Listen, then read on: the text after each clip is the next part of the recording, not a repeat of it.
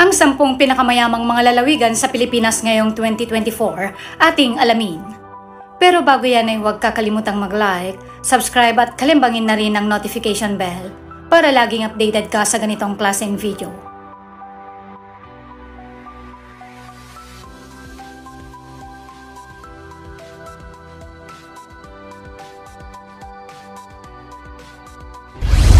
Magandang araw po sa inyong lahat, kaibigan. Ngayong araw ay ating pag-uusapan ang mga pinakamayayamang lalawigan sa ating bansa. Ayon sa pinakahuling datos ng Commission on Audit's Annual Financial Report based on total assets ng bawat probinsya.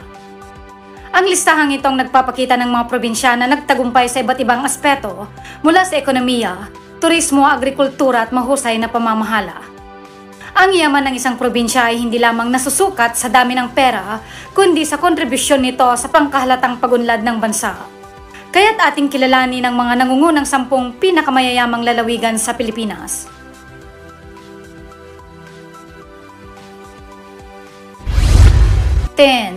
Pampanga.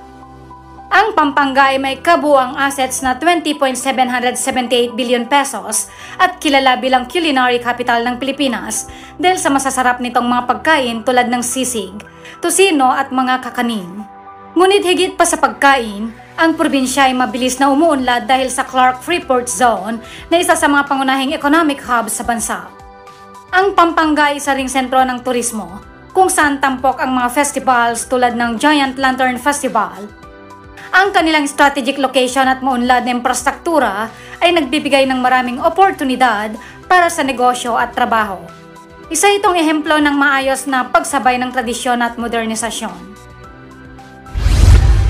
9. Negros Occidental. Ang Negros Occidental ay may kabuuang assets na 21.068 billion pesos at kilala bilang Sugar Bowl ng Pilipinas.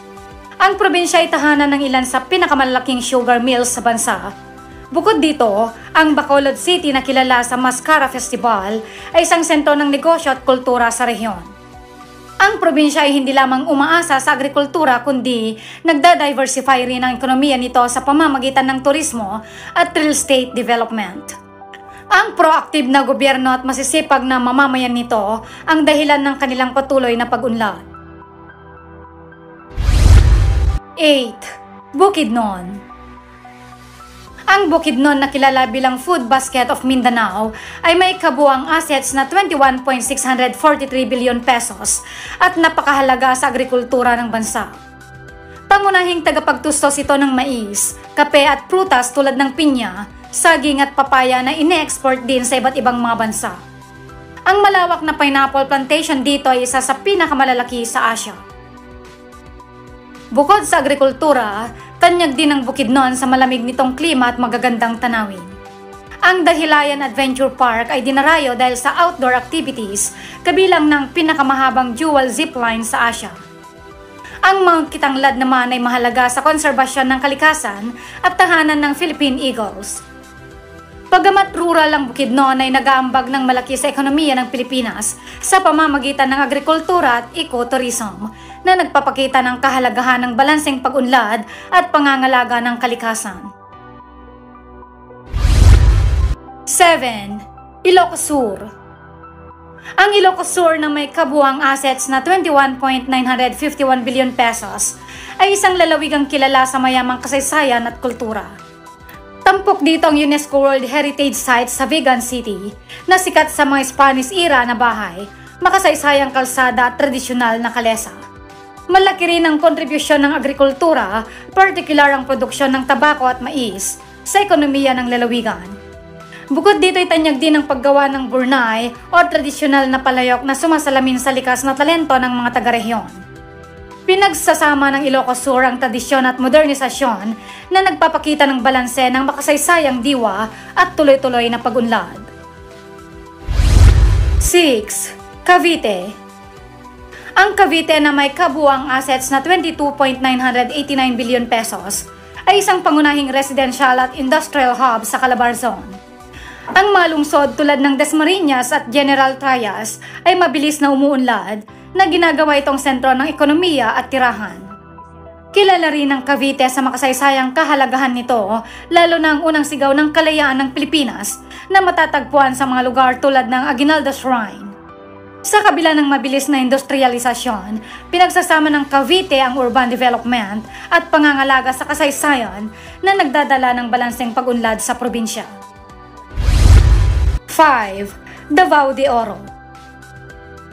Ang Davao de Oro na may kabuuang assets na 23.379 billion pesos ay kilala sa mining industry at agrikultura, partikular sa taniman ng palay, saging at nyog. Ang pagmimina ng ginto ay isang pangunahing industriya sa probinsya. Tampok din ang mga natural na tanawin tulad ng Tagbibinta Falls at mainit hot springs na dinarayo ng mga turista. Sa pamamagitan ng maayos na pamamahala at pagpapabuti ng infrastruktura, ang Davao de Oro ay patuloy na nakakaranas ng inklusibong pag-unlad na nagdadala ng mga bagong oportunidad sa mga residente. 4. Batangas.